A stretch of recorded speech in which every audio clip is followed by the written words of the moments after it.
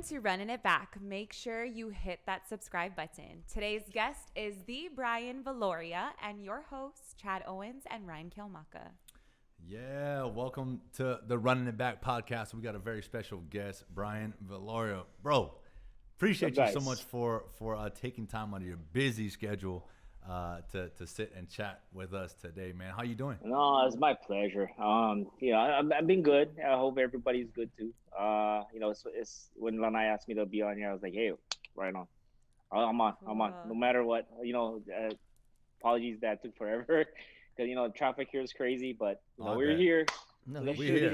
We're here, bro. We're here. I know safe about LA traffic. LA traffic's crazy though, man. We all used to live in LA. Well, you know what? When I go back home to Oahu all the time, it's worse. Yeah, it is. Traffic is bad here too. Especially from downtown to Waipahu. Pro City. Oh, Waipahu. God, yeah. 4 o'clock. Ooh, yeah. You're done. No, Yeah. 2:30. 2:30. Oh my gosh. Yeah. At least we move. You know what I mean? We don't move fast, but at least we move. Yeah. When the last time I was over there, dude, it was like one place for like almost half an hour. I'm like, what is going on? Yeah, man. But yeah, bro. So, your track record, bro, is unbelievable. Obviously, we are all proud. Anybody that makes it out of Hawaii gets that massive following and support. And thank you so Olympian, three-time champ, World champion boxer. three-time world champ, right? 4 times. 4 times. Oh. 4 times. We was just checking. Lanai gave us that. It's okay. info, Yeah, so tell we'll Lanai, put him because Lanai later. gave us that one. Yep. He said Look, 3 man. times. Three's fine. We need one more. Look, man. We need one more. Congratulations on just an Thank you. unbelievable career, man. But Thank you. I think, as we talk to a lot of people, interview a lot of athletes, and the common thing that comes up is the transition. We're gonna talk about your career, but you transitioned out of the boxing arena and now into the training side of things, which you are Personal currently training. doing now, training all types of people. Man, can you Everything. share with us From little kids to pros, that whole and everything in between. celebrities too? Celebrities too, bunch of celebrities, bunch of professional fighters, amateur fighters, you name it, MMA fighters, you name it. Whatever knowledge I can try to help distribute over to these people that wants to learn the sport and the craft. I'm open. And your I open coach was myself Freddie up for Roach, huh? That's who you learned from. Freddie Roach, Roberto Garcia. Yeah, Burgos. Go. Who I Goats, won a man. second. Yes. I trained with Juan Hernandez. Just the who's who of the sport. Mm-hmm. Wow. I mean, who's as far as celebrities, man? Like who's what's the, I guess, I don't want Your to most say recent biggest one? names, but like what are some of the celebrities that you've had the honor of training? Honor training. Just a few of them. I trained alongside Frank Grillo, who has a great show that's on Netflix right now called The Kingdom. Yeah, If I you watched guys never that. That's seen awesome. that out, so he's good. Yeah, Yeah. I've been training him, his son. I had a chance to work out with even way before years ago with James Franco. Wow. I kind of helped him get ready for Annapolis, that movie. Oh wow, nice. Wow. Where he plays the boxer. He's in the military. Mhm. There's a whole bunch of others. It's just nameless. The names just go KJ Appa, Jennifer Garner. It goes on and on. So if anything, No, go ahead, Ken. Go ahead. sorry. But if anything, you're treating them like, although they're celebrities and whatnot, but you're treating them like a normal client. Like, Boxing? Yeah, you, like- you train in boxing? Like, are they all doing boxing training with you? They all do boxing. Like when I train, like Frank, right? They want to learn the sport. Mhm. Some guys The they just sweet want to science. be into just the fitness part, and I cater myself to what my client wants. Yeah. Got you. They want to learn the sport, the nuances of boxing. They want to learn how to throw a jab properly, hooks properly. I'm there. But if they just want to do fitness workout to get in shape, lose weight, then I do that aspect too. But my thing is I love training people what I've been taught my whole life, and that's just the craft and being able to learn how to throw combinations correctly, being able to move around the ring, and that's just my favorite part. But I'm always everything from that to just fitness workout in between. I train people. Man, well, speaking of combinations, bro, I see that bag swaying behind you. I mean, were you getting some? I was just sitting it early. It's like if you're a fighter, you cannot just walk past the bag and not want to hit it. Yeah. Like I can't not go on and see a football. I'm like, I can't not catch a football. So I see that thing swinging back there. I knew you got into it. That's amazing, bro. Thank you. You know, I just think it's a blessing to be able to, like you talked about, gain so much knowledge over the course of a career, right? Absorb it all, experience the actual in-ring, do it, and then pay it forward by passing it on to not only people who are aspiring fighters, but just anyone who wants to dive into the sport as exercise, like you said, and for, you know, to actually learn the game. And we're gonna take a quick break here, Brian, and we'll talk more when we get back. All right, guys. Runnin It Back is brought to you by the Honolulu Star Advertiser, Hawaiian Financial Federal Credit Union, the Department of Health, and Battery Bills.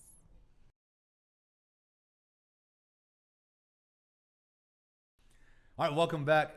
We got Brian Viloria with us, man.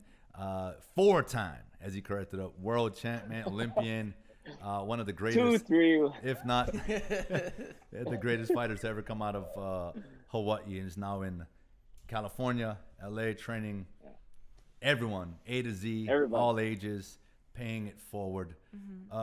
Bro, so I know, you know, during the break you asked if any of us. Yeah, well, asked them if they ever threw hands, ever trained boxing, and every day. I see you getting itchy. You're itching over here, Kiana. Hey, when you're talking, I see Kiana kind of like getting them shoulders loose, you know, shadow boxing.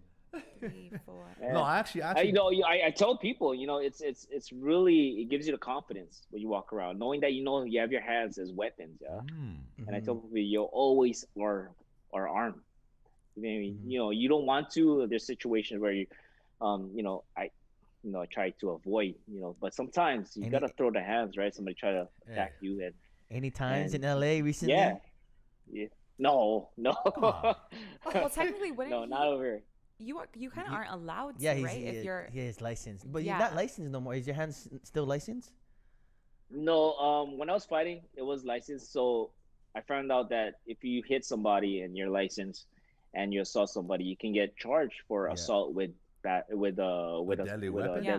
Yeah. Whoa. Yeah. So I might as well just hit him with a bat or something. Right. Save your hand. Do something else. Save your knuckles. But yeah. But man. But you bring up a good point. I don't. You bring up a good point. In I definitely think knowing how to properly protect yourself, number one, is key. Well, especially for women now, too. You know, do you have a lot of women clients? Self-defense and. Yeah, I do. I have a good portion of women clients that wants to learn how to duke up. Sign me up. Don't you have a gym? Don't you have a gym? Are you opening up a gym right now? I train out of Peter Berg's gym. Peter Berg owns the gym. He hired me to help train his clientele. The people that come in as members of his fighting gym out here in Santa Monica called Churchill Boxing Club. That's where I got to meet Michael B. Jordan and all those guys. Wow. Yeah, this is where a lot of type clientele comes out to. Did Michael B. Jordan train for his was it the Rock I started training people that right before Creed. Did he train for Creed? No, I trained him for a couple of days. He just wanted to get back in shape, but I didn't train him specifically for that movie. Oh, okay. Yeah. So cool, is it true that he legitimately got knocked out in that one scene? He pretty much, I heard he took a punch for that one scene. He literally took a punch in slow motion, and he said suffered a concussion. And wow. He's a man. I mean, if you want to do it for your crowd, your art, but he did it right. He had to take the punch. You gotta take it. Well, sometimes you gotta do the real thing. But he should have strengthened his neck at least a little bit. Nah, bro, he had to make it real. You can't fake it. You cannot fake it the whole way through because people are gonna figure it out sooner or later. He ate it like a champ that he is. Yeah, he got it. He took a hit for it and turned out great. Yeah. No, I admire a lot of these actors that comes in and do the full workout because it's not an easy thing. No, guys, these guys go in 2, 3. I trained Laura Weisbecker for this one movie she did up in China, and I trained her for 6 weeks. And mind you, I helped with Frank James Franco for like 6 months. Wow. And the things that she learned within like 6 weeks, and women, they pick up things really quick because they're so they're so in depth with a lot of things. It's like choreography, right? Yeah, I mean, with choreography, and they were just so accepting to like whatever things I was trying to tell them. But Laura Weisberger went out, did the film in China. Forgot what the film was called. I'll try to see if I can get that on top of my head. But at the end, when she did all the shoots, she won a Best Supporting Actress. And she texted me one day. She's like, "Hey, Brian, I got to tell you, I won Best Supporting Actress for my role as a boxer, and I want to thank you for all the things we've done." I'm like, "Yo, you dived in." She dove into that whole train. She went 2-3 times a day, and she started sparring with me, and she did the whole workout. And she's never put on gloves before. Wow. And for her to pull that off and look legit on screen, I was like, these actors, man, when they really put their mind in something, they're really they can accomplish it, man. That's amazing. Yes. Look, we're going to take a quick break, and we're going to hear more from Brian Viloria when we get back. Runnin It Back is brought to you by the Honolulu Star Advertiser. Runnin It Back viewers can receive the Star Advertiser digital full access for $9.95 per month. Welcome back to Runnin It Back. We are brought to you by the Hawaiian Financial Federal Credit Union. Choose them for life. And also shout out to Battery Bills. Check out batterybills.com for more info. Welcome back. We got Brian Viloria here with us, talking all things boxing, his career, post-career. Now he's one of the greatest trainers in L.A. And speaking of boxing, speaking of other fighters, Manny Pacquiao. Yes. What's that relationship? Brothers. Manong Manny. Are you guys like brothers? Manny. Manong Manny. That's the Gov or center. I've known Manny for a long time, since the first day he stepped in a wild card. Quick story. I was hitting the bag, and it was a one late afternoon, and Freddie comes around walking up to me, and he taps me on my shoulder, and he goes, "Hey, Brian." I go, "What's up, Freddie?" He goes, "Look at that guy right there in the ring. There's a skinny Filipino kid. He was just going at it in the ring, just shadow boxing, just throwing fast kind of hands." And then Freddie goes, "What do you think?" So I stopped for like 30 seconds. I was looking at him. He goes, "Ooh, kind of raw, kind of like, all over the place." And then Freddie goes, "Yeah, they told me to train him for a Ledwaba fight." And that time, Ledwaba was like this feared fighter from Africa. Eh? He was the IBF champion. I was like, "Ooh, Ledwaba." He goes, "Yeah, he's a replacement. He's got 2 weeks." 2 weeks? Yeah. To fight Ledwaba, the champion? He's like, "Yeah, should I take it?" And I was like, "Look at Freddie." He goes, "From the Philippines." He goes, "Yeah." "How many losses?" Like 2 losses. I was take him. Then I was telling him, just take it. You don't know what's gonna happen. And if he loses, he just another loss. But if he beats the guy, then he beats the world champion. So Freddie's like, okay. He walks off, and next thing you know, he knocks out Ledwaba. He knocks him out. Yeah. And everybody's like, "Whoa, who is this kid?" Yeah. Then after that, he knocks out Marco Barrera. He knocks out Oscar De La Hoya. He starts knocking everybody out in the corner. It's like, wow. And then you could see, I was there firsthand, seeing it from 2 people coming out to look at him to like 200-300 people outside of the gym. They just see it like slowly just trickle in, like, whoa, this guy is a phenomenon. Wow. And I was like right there with him. We used to hang out a lot. We used to have Thursday night poker sessions at my apartment right by Studio City. And we used to always come with Freddie, Pacquiao, like James Toney come in and walk by. It was just crazy. But this is when you were young, back in 2005. Yes. So you must Wow. have partied with him, huh, in Vegas, huh? I heard.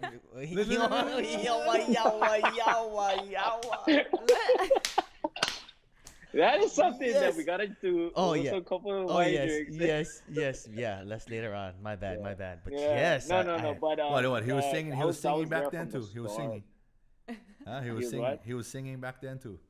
Oh, he was going all out. But it was the time he was hanging out. He used to stay across the motel right by the gym, right across the gym. It's like a big hotel now, but before it used to be like this rundown, raggedy motel, like Motel 6, and that's where he used to stay at during training camps. And there used to be like 20, 30 people in one room that was like 300 square foot. Wow. Wow. You know what I mean? We used to walk. It was cool. It was like the as pure as you can get. You know, just you can tell. You know what I mean? He's like a family guy, a friend guy who just brings everybody in, and if I eat, everybody eats type of guy. Mm-hmm. And Everybody I was eats, just fortunate enough to see him at that stage way before. And I just posted up on my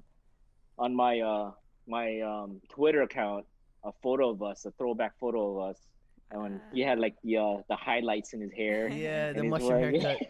yeah, with it parts in the middle. Yeah.